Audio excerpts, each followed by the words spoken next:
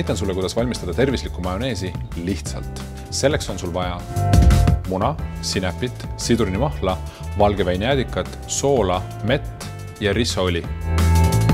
Võta sobiv risso toiduõli. Pane üks toores muna kaussi ja hakka aeglaselt peale valama õli kiirusega umbes 300 ml 20–30 sekundi jooksul. Samal ajal sega mikseriga pigem aeglasel või keskmisel režiimil.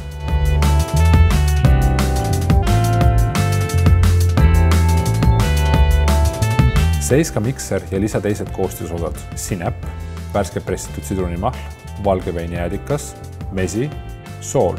Käivita taas mikser, et kõik korralikult läbi segada. Säilita valmis majoneesi sobivas purgis. Ja nii lihtne see ongi.